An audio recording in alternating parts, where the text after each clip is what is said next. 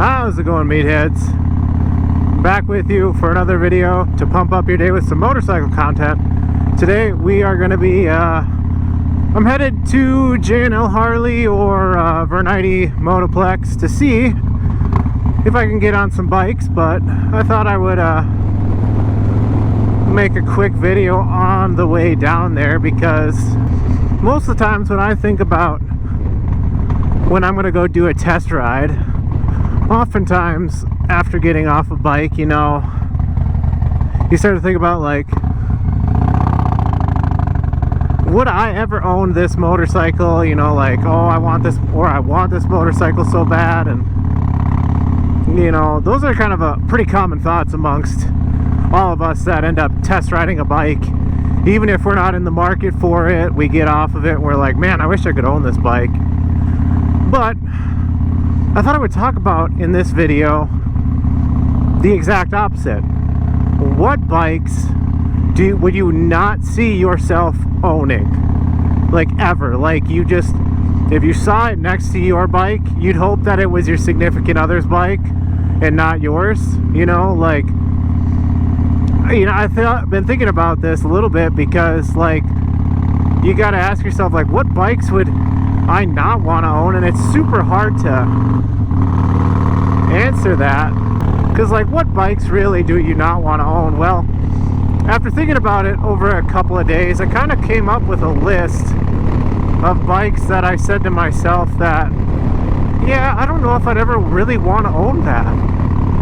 So this is not going to be any specific list. I don't really have one group of bikes that I wouldn't want to own over another. These are just motorcycles that I don't think I personally could see myself owning for a couple of reasons. Ooh, it is windy. Jesus. Maybe we won't get to ride any bikes today. It's a little windy, but we'll see. Number one, I think, are going to be super sports. I mean, I've ridden sport bikes before. I had a FZ07 before this. That's a naked bike. I haven't ridden any other super nakeds or anything, but I've been on a couple of 600s and never a 1000cc super sport. But you know, they're very specific bikes. You know, they're meant to corner really, really well, and they're meant to go fast. They're meant for a racetrack. You know, they can be good on the street. There's a lot of people that daily those kind of bikes.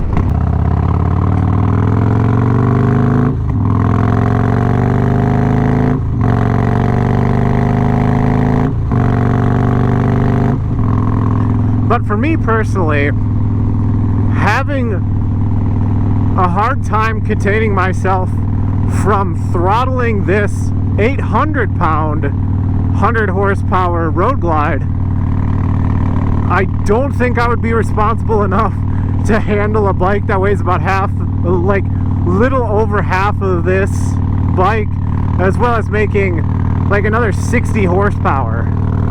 You know, some of them make twice the amount of horsepower as this bike does. And, like, I don't think I could be responsible enough, even at 25, to not see myself getting hurt. And there's just not a lot of, there's no tracks nearby that I would be able to truly test my skill at without having to invest money into having, like, a trailer and a vehicle to take me to those, like, events and stuff. So I just don't see myself owning a super sport right now, or necessarily anytime in the future, unless I move somewhere completely different. Next up on the list, I think I'm gonna have to include ADV bikes, and I know that's kind of like pissing on the new Pan America. I'm not actually pissing on the bike itself. I'm just saying that, like, I don't have a very high inkling or a high of desire to find myself off of the street. Do I think that guys that are very good off-road become very good on-road riders? 100%. Does that necessarily mean that good on-road riders become good off-road riders? Not really. We don't have nearly the same skill set. It's also something that I'm just not that interested in. most of the ADV bikes are not good off, like exceptionally good off-road, and they're not necessarily like, they're trying to walk the line of being good as a like mild touring bike as well as being off-road capable.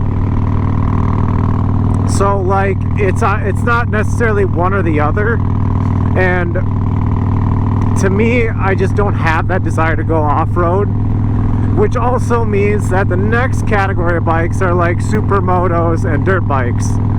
I think that they would be fun bikes to ride if you have the desire, again, to go off-road or to be a little bit more of a hooligan. You know, they're pretty easy bikes to get comfortable doing stunts on, as a lot of guys that you see on YouTube do have dirt bikes to do stupid stuff on. They're their second or third bike, but you don't see a lot of guys that primarily own a dual sport or primarily own a dirt bike, because if they're going on the street at all, they would rather have, you know, an actual motorcycle that's designed for the street. I messed with my shifter peg a little bit and lowered it. I think I lowered it a bit too much. I'm having a hard time getting my steel toe underneath the peg. But at the same time, it does make it seem like I'm getting that shifter all the way up to where I need it to be to get through gears. Whatever. Fourth category that I would say, I don't think I could see myself owning an electric motorcycle. You know, that's kind of that's why I think a lot of people do like take a giant poop on the Livewire, because for me, what attracted me to motorcycles was the experience that it is on a motorcycle, and that part of that experience is the motor cranking over, it vibrating and feels like it's alive underneath you, the whole explosion of turning from gasoline into fire and sound out the exhaust, like all of that visceral experience is gone on an electric motorcycle. It's instant power, it's great, it's very addicting, but I don't think I could see myself owning that as a primary motorcycle. And with the price of electric bikes right now, they just aren't in comparison to these kind of bikes. Even this Road Glide, brand new, is about the same price as a Livewire. And you can't tell me that you wouldn't rather get on this big behemoth to be able to go across the country without any issues. Because a 6-gallon tank, even with all the upgrades I've done to this, I'm getting a roughly about 40 mpg. A more detailed video on my MPG after the cam upgrade will be coming in the future, but nonetheless, what I mean is I still get really good gas mileage, even with all the mods that I've done with this. So I can go 200 miles on a tank. You can't get much over 100 on a Livewire. So I just don't see myself owning an electric motorcycle in the near future at all. And maybe when they become cheaper, like in the 10 grand or so range, I might consider it as a fun little like get to work kind of machine, you know. The last but not least, small displacement, like pit bike size, you know, the Grom, the Z125s. As fun as they look, I absolutely love people that roll around on them in Sioux Falls. There's a group of guys that are 30-something guys that all roll around on Groms around Sioux Falls, like downtown and all that, and I think it's coolest shit on the planet. But I definitely don't think that is going to be in the future, because I now live outside of Sioux Falls, so trying to ride that little bike all the way to Sioux Falls just to go like hood it up is just not really that feasible. I'd rather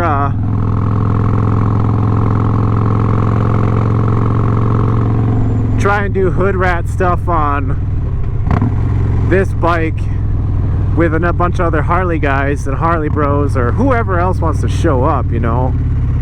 I'd rather do that because it's just, I think the Grom is a great bike if you live inside a major metropolitan city, because most likely you don't have to get on the highway to get anywhere.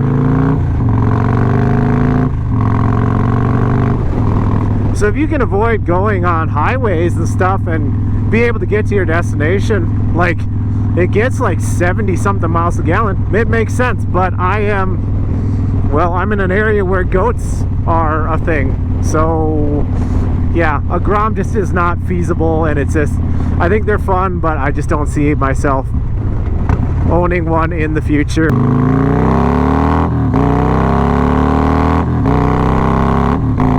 Plus, I mean, that right there is also crazy to give up. But anyways, guys, I hope you enjoyed the video.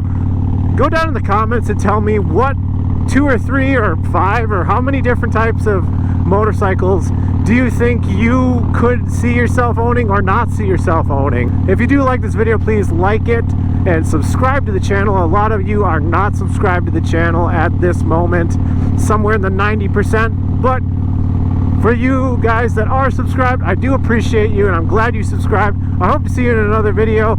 Adios. See you in a test ride or so.